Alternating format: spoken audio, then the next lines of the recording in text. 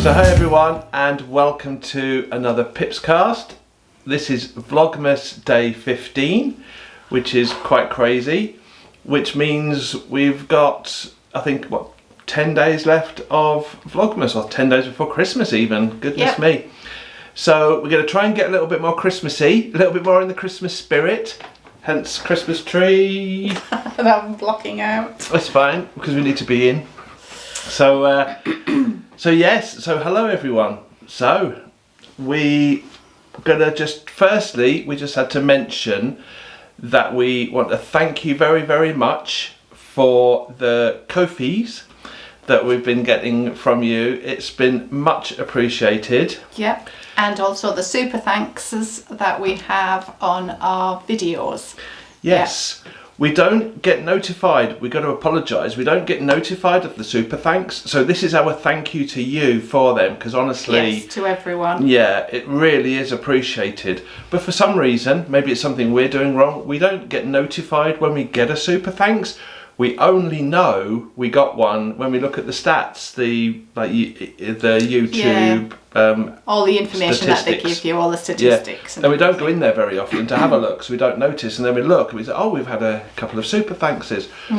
So apologies for not saying thank you before, but honestly, thank you, because it really means a lot to us to receive those. Genuinely lovely. Yes, thank you very much indeed. And what we did was we converted most of those into trees or fruit bushes. So you giving us that sort of thank you was special, but now hopefully it will go and keep on giving as well. Yeah, so definitely. Yeah, I think you can just see Max with just here he is. Yeah, that's it. You probably wonder. There he is. He just wants to try and just get in. Well, he thought we were going, but we're not quite going yet. Yeah. So he's got. Oh, I thought we were going out. Anyway, never mind. Oh, and he wanted to say thank you, huge thank you for yesterday's video. Yes, all the lovely comments. It was our EcoFlow review, so we were really pleased that they reached out to us.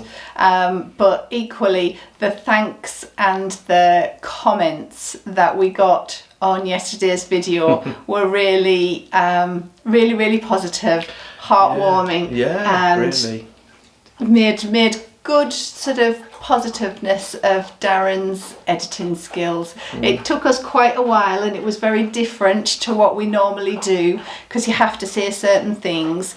We're not just waffling on the way that we usually waffle on, but it was really fun. We really enjoyed it. We did to do it, and honestly, it was an experience. And once I'd finished it, or once I'd finished the editing, but once we'd finished doing all the work on it, it was kind of like, we could kind of relax, but I just felt I wanted to do it again. That's how much I kind of enjoy editing, I think, hence doing YouTube, I suppose. Yeah. But yeah, it was definitely good fun putting that together, and yeah. But the biggest thanks was to the people who stayed right to the end, because, as you can imagine, it's not our usual thing. There were so many bloopers. Oh, only about 10? No, there were loads. No, there were loads and loads, and I had to say to Darren, no, you've got to just stop. You can't keep putting every single one of them in. So if you watched right to the end, thank you. I know that a lot of people did, because they commented on the bloopers. But if you didn't, go back and watch them.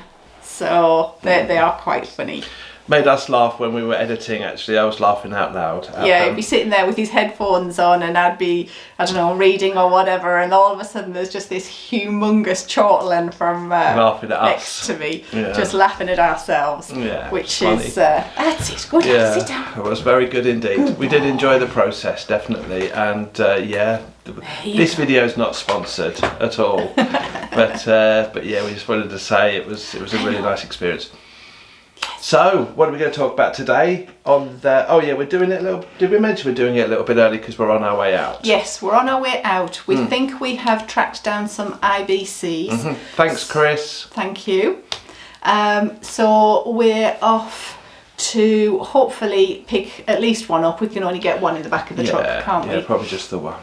Yeah. But yes, I know you want to be in. Come on then, sit down. That's it. But if the if they've got some, Yeah. then we know where we can get them, and Yeah. we can probably get another one. Yeah, we'll pick up one today if we can. It'll be a nice drive out. The weather's nice, so it'll actually be nice just to get out today. Actually dry. Yeah, actually driving in the nice weather as opposed to driving in the pouring rain. So yeah, we'll nip out. We'll try and see one, get one of those, and see how we go. So, but before that, we thought we'd have a chat with you guys, and we're going to talk a little bit about off-grid and what off-grid means. What it means to you, What it because means that's to what you. really interests me. Could you sit down, please, we've Max? got- Come on, What does sit it down. mean to you? Sit. So we were Good lad. So we were thinking, obviously we have solar panels and we get our power from solar panels, which is great when the sun's shining like it is at the moment. And that works really, really well, and it can power our little power boxes that we have, which is really, really good, and well, can charge them up. When there's not so much of that there, then it becomes a little bit more difficult, obviously. But does just having just solar energy, does that make you off grid? Because we have phones which, when they were produced, used a lot of the grid. We use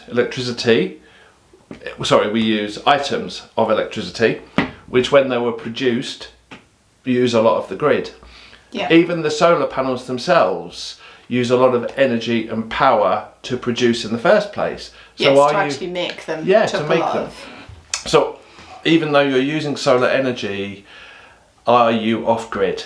Yeah. And it got me thinking about when we first came to Portugal 4 years ago or thereabouts, and Elaine was sitting next to me on the bus. We were going down to Manchester Airport, I believe, and we were on the bus, and Elaine was reading a book, and the first chapter title was "We Were All Off Grid Once." Can't remember the name of the book now, but if you know that as a first chapter and can remember the name of the book, link it, pop it in the description for me, please. But yeah, and it got me thinking, yeah, we were all off-grid once, but can we now live sustainably and off-grid? So we're going to little talk about sustainability and off-grid living and what it means to Elaine. And what it means to you, really, I'm interested in, because I think it is a very personal thing, and there's lots of different levels of it. In as much as you may want to be sustainable by being self-reliant. I think for us it's more about sustainability and self-reliability, not always having to be reliant on the energy being, given to us. So, and I know we're full of contradictions as well. I get that. We drive a diesel truck at the moment. It's hard, isn't it? We buy all our food from the supermarket because we're just not producing any at the moment. So I know there's lots of things that people will say, oh, but you don't do this or you don't do that, or you do that, which means you're not off grid. But I think it's because it is a very subjective and very personal issue to each person, and how they wish to live their lives, because being a human being means that you are an individual and you have that ability and that right to make those decisions for yourself. So for me, I think a lot of this stemmed out of understanding that a lot of the big agriculture and the big supermarkets and a lot of the food production systems are broken and they're not sustainable, and they are doing a lot of damage to our planet. So stepping back from that, or trying to make lots of little steps, or what we can do, or what I can do to help mitigate things. And the situation that we find ourselves in, with regard to like climate change. The weather that we've had here in Portugal in the last sort of month, 5 weeks, and in Spain, and lots of you have mentioned about the crazy weather that you've had. It does come from climate change. I'm pretty convinced of that. And shifts in how warm the planet is as a whole. But I'm not here to preach, and I'm just sort of saying that that's where my ideas and my thoughts and my beliefs come from. So if I can, in my small way, reduce my impact, then that's what sits right with me. And I'm really interested in how other people think and what their experiences are. So that's why I wanted to open up the conversation and ask you, what do you think off-grid is? Because and sustainability. Because it's so different to everyone. Everybody has different life experiences and they have different expectations of what they want to get from life. And even in one lifetime, you start at one point and you carry on through. Your experiences and expectations change in that lifetime. Well, mine do. Yeah, absolutely. So it really interests me. So if you would be so kind, give me some idea of what you think being off-grid is, because it's there in our title. It's in the title of 80% of other YouTube channels that are out and around in this sort of this niche. I think it's difficult as well. We think about off-grid as I said earlier, I think about the solar panels and not using the grid, the electric grid, in order to power our systems. And but then I was thinking that we don't have to be hard on ourselves either. No. You know, that's the thing. If we can do it off-grid, then that's brilliant. But if we have to think of other sources, then maybe that's, let's not be hard on ourselves. And I think it is now different to what the book that Elaine was reading said, we were all off-grid once. I don't think that's a possibility to be that off-grid now. Life's changed a lot since then, hasn't it? Absolutely, yes. Since those days that we were, as humans, all off-grid, we couldn't go back. And we wouldn't want to go back. That's not a thing. No, another thing. No. I'm not living in a fantasy world saying everybody should give up everything that they've ever had. Technology is absolutely amazing, and it allows us to bring videos to you. It means that, where's my phone gone? We can stay in touch with our children back in the UK. We can, if we don't know the answer to something, we can pretty much find out, via the technology that is there. You just have to look at a hospital to think, that's amazing what people have created and what professionals can do. So I'm not sort of saying everybody should flog themselves and live in a dark candle-lit hovel, and it's not a hair shirt kind of situation. But we don't have to be hard on ourselves, and we're just trying to understand. Maybe we want to live off-grid because it off-grid as we can. That's the other thing as well. Self-reliance or self-sustainability and all of those things. We want to kind of do as much of that, I suppose, as we can. I don't know, we want to try and do that. But obviously, getting free solar power is good as well, because it doesn't cost us any money apart from the original setup. But the original setup cost was an interesting thing. We watched a video yesterday, didn't we, of that gentleman and his wife, Quinta, Katinka. I'll leave a link in the description to the video that we watched, but the channel looks really nice too.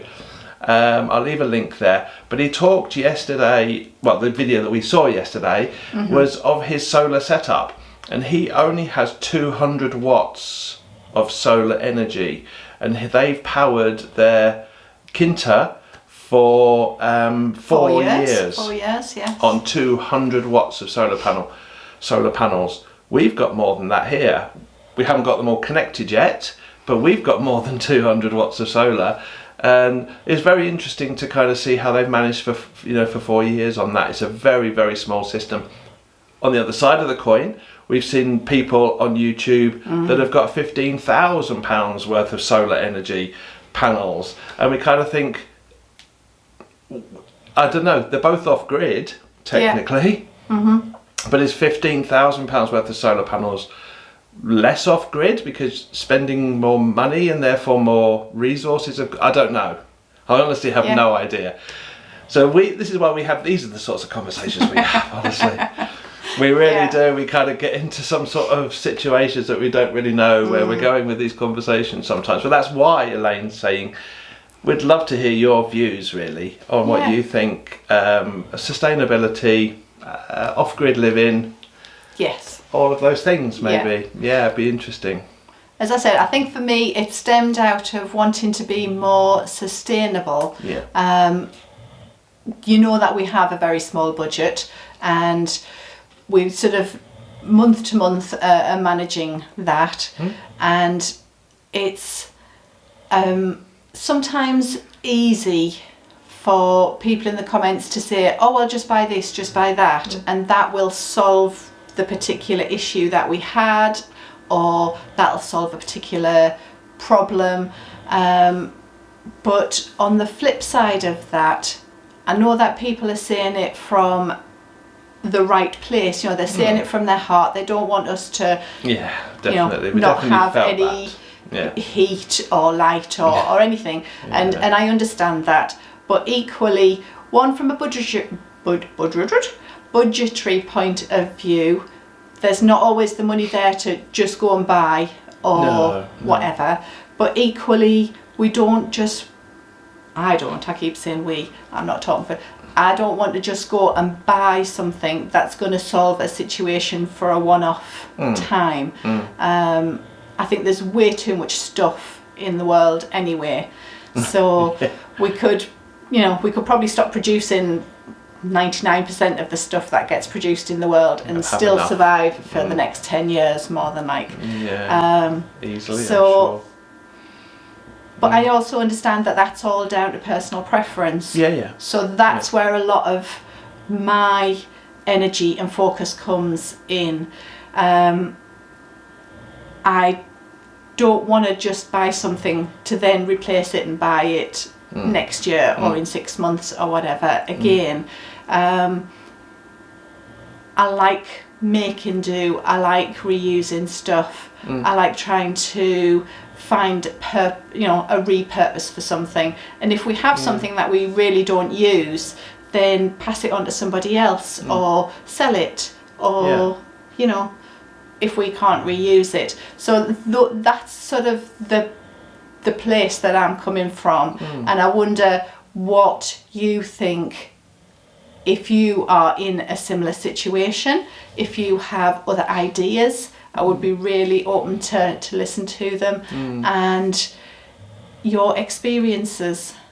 So well, we had a few people came over to our channel, as Elaine mentioned on a video a little while ago, from the Frugal Queen in France. So these people, welcome, nice to see you there.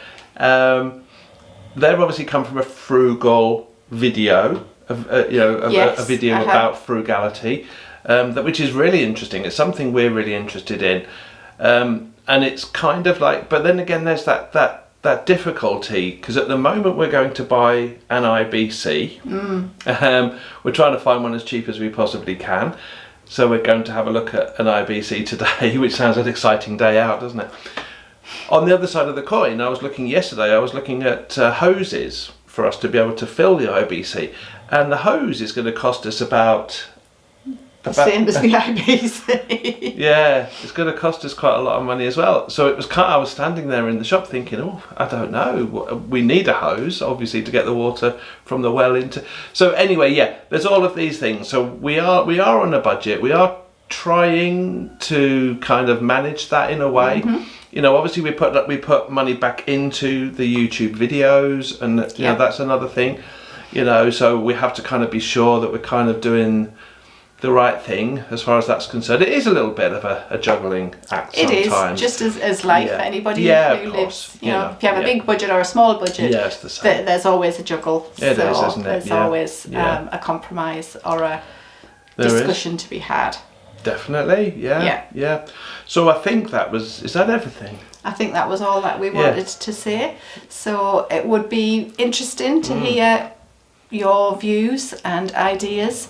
Clearly we are in that sort of niche. Our videos do come from that desire to step out of the norm. Yeah. And you watching them, then you must have some kind of interest. So I'm possibly talking to the converted or the wannabe converted. I'm not trying to convert anybody. No. Just sort of put in my view. But also I think it will help people as well, because we haven't got the answers to all of this. No, absolutely not. We're stumbling along just like... We're trying to do it the way that we think is right, but people do help. But we had a comment that really made me think it was literally 4 or 5 words. And this person had written the comment, and please comment again if it's you who've said this. But it was something along the lines of, I would love to be able to step out of the norm. Yes, I remember that one. Yeah, that it really kind of you said. made me, and it made me think, wow, can we help? Can we help to help you step out of the norm? And if the comments that we receive, I mean, people read our comments as well as we do, obviously, because they're there for everybody to see. I don't know, let's help each other to step out of the norm, if that's what we want to do. Because, I think that would be absolutely fantastic if we could do that. But then again, what's the norm? Yes. I don't know, It's different to everybody. The everybody. norm for us is, absolutely. And it's different in each culture. When we saw that, and I read that message out, that a person sprung to mind. I haven't discussed this with Darren, so when Darren went to university, because Darren went to university late, and his best friend at university, a lovely young lady, and for me, she has stepped out of the norm in as much as she's been very brave, not following what is expected and what is perceived to be like the dream. So she's living her own dream. She's living her own dream on her own terms. That's exactly it. But she lives in a house, she lives in a town, in a city. She works, but she works sufficiently to give her the level of life that she is happy with. And it gives her time to pursue her home, her garden, her art. Her art. And she has a really good balance. So good on you. So, stepping out of the norm doesn't mean that you have to go and move to a different country and live in a soggy little tiny house and work on a wet hillside in the winter. It absolutely doesn't. It's different for everybody, and I'm really interested to know what you do and what your ideas are. And even if you're not doing that, what would be your dream? What would your ideal look like? And let's get it. And let's go and get that IBC. No, I meant get the ideal. Oh, get the ideal. No, I meant go and get the IBC. So we're going to pull it to a close here. Because my leg's gone dead, sitting in a funny angle. So thank you very much for watching. Thank you for watching, and I've forgotten what we do. Thank you for everybody who watched the video yesterday. Thank you for all your lovely kind comments. Thank you for the super thanks and the coffees, and we really do appreciate it. Did I say that we'd converted them into trees and fruit bushes? Yeah, you did. Yep, good. Yep. So we're going to scooch off now, and we will see you tomorrow. Yay! Thank you very much. Take care, everyone. Bye bye. Take care. Bye bye then. Bye bye.